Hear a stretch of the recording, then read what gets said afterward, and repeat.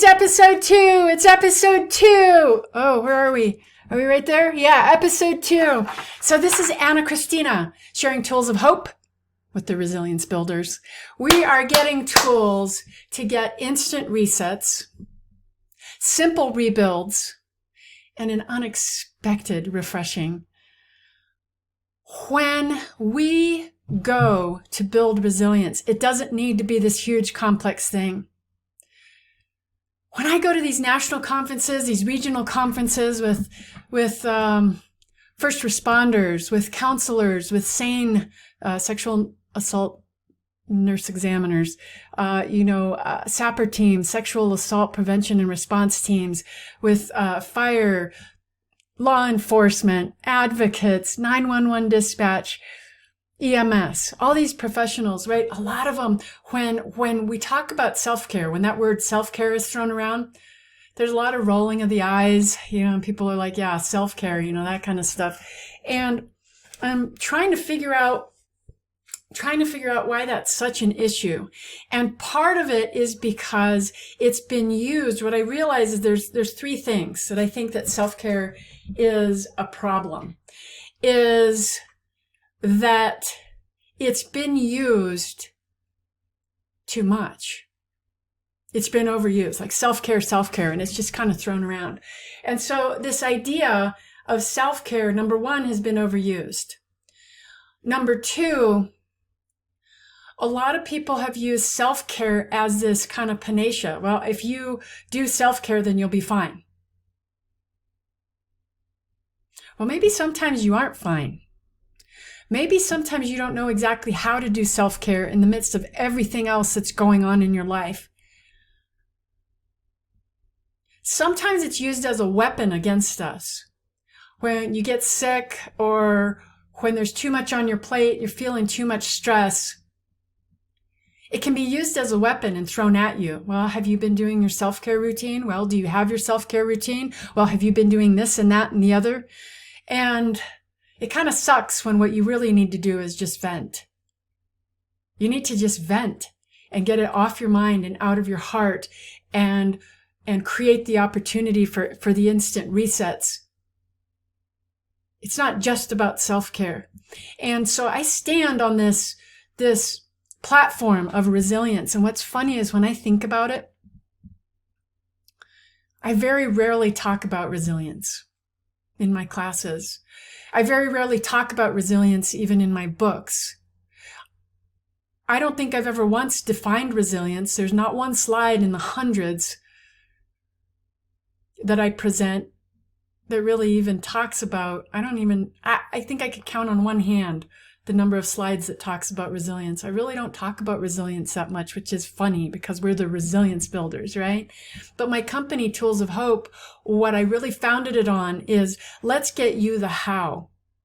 How do you raise your happy? How do you up your game? How do you get your life back? Because when I do hundreds of interviews with first responders across the country, and they were mostly female, but some males. When I went back through the notes, and I only took notes on about 75 of the conversations. When I went back through the notes and I really reviewed the conversations that I had,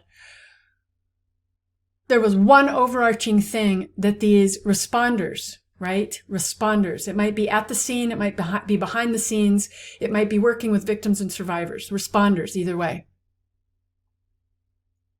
There was one thing that you wanted, overarching, was I need to be able to reset quickly between calls, between appointments, between talking to victims, right? However you want to put it. Let's just use it as an overarching umbrella, a call, okay? Even if you're working with victims after the scene at a shelter or whatever, or in court. But when I really went through all the pages, these themes started to emerge, and I was speaking to somebody yesterday who, no joke, in 45 minutes became very dear to my heart hearing her story. She has a national presence with a group, an amazing group of female responders. And she told me her story, and wow. And so I was sharing with her a little bit. And I was telling her that it broke my heart when I was reading these notes, and when I was seeing over and over and over that these mostly women responders, what you want is a quick reset between calls. But what you really truly need is to up your game, to be able to up your performance, and not just at work, at home, in your romantic relationships, whether you're married or whether you want to get married, with your children, regardless of how old they are,